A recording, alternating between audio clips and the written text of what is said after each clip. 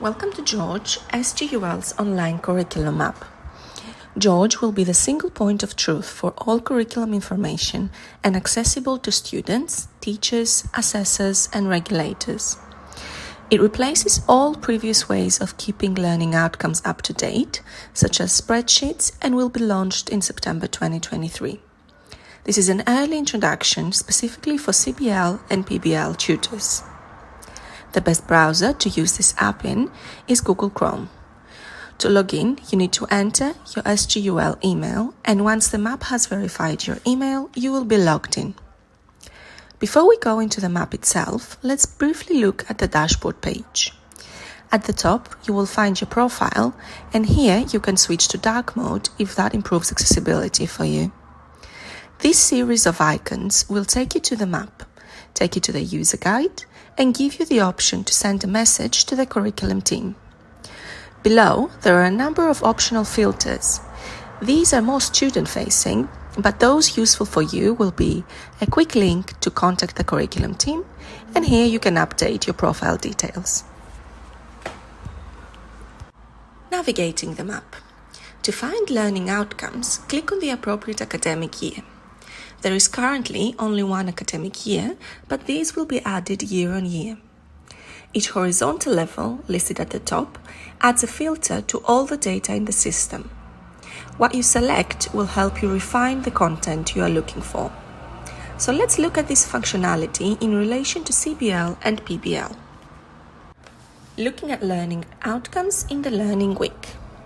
The system is set up so that each module in MBBS 4 and MBBS 5 that has PBL or CBL has a submodule that corresponds to a learning week.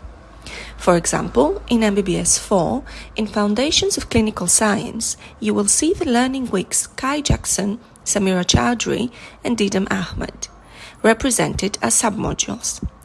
This tab will contain all of the week's learning outcomes. In MBBS 5, the learning weeks are numbered as Week 1, Week 2, and so on. This is because while the CBL is integrated with the learning week, it does not drive the learning week as completely as in MBBS 4. Click on the appropriate learning week to see the week's learning outcomes and sessions. Visibility of learning outcomes. All the learning outcomes are visible to staff all the time. For students, the learning outcomes have a release date. All the MBBS 4 learning outcomes in a week release after PBL 3. We realize that this makes it hard for students to use functionalities like note-taking. For this reason, session titles in MBBS 4 will release after PBL 1 so that students can write PBL notes and lecture notes against the title. Once released, the learning outcomes will be listed underneath the note, keeping everything organized for them. For MBBS 5, the learning outcomes for lectures are available all the time, and the CBL is released after tutorial 2. Looking at group view and list view. Let's look more closely at the learning objective lists. For example, in Kai Jackson, if you click on Learning Outcome, you will see the whole week's learning outcomes. Toggle between List View to see them in a single list as previously shown on the Learning Objective lists, or Group View to see them clustered under the appropriate teaching session. The same is true for MBBS 5. Take Week 2 of Introduction to Medicine and toggle between the List View of the week and the Group View. In MBBS 4, the learning outcomes are sometimes shared between PBL and a lecture. In these cases, the learning outcome will be listed under both the title of the PBL and the lecture title. Let's look at an example. Click on Kai Jackson PBL. At the end of each learning outcome, you will see whether the outcome is covered in PBL 1 and/or 2, and whether it is also covered in a session.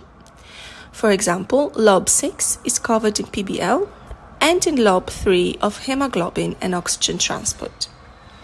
Students can write notes in the system, and if they write notes against this lob, it will show up in both places. Click on the learning outcome to see more detail of the lob, including what theme it is in. In MBBS 5, the learning outcomes are not shared between lectures and CBLs. So in Introduction to Medicine Week 2, the Sylvia Albert learning objectives are all unique to the tutorial. Downloading and printing reports. You will have the ability to download and print lab lists for the tutorial using the Export Map function here. Simply click on the Export Map button and choose the relevant categories. Other searches. The Year Overview module puts subject filters on all the modules in a year, and we are predicting that students will find this useful for revision. There is also a keyword function. If there is a particular session or topic you are looking for, you can use the keyword search function here, which will search across all years. There are many other ways to search George using the additional filters at the top. We will be explaining this further in later guides, but in summary, all our data is tagged in terms of the description, which allows you to see or hide a written overview of the module or placement. The MLA filter, which shows what clinical specialty falls under. The clinical practice outcome, or CPO, where you can see what aspect of the clinical practice it relates to, for example, history and communication or multi-professionalism. And lastly, activity type, where you can see how the learning outcome is delivered, for example, with a PBL or a practical.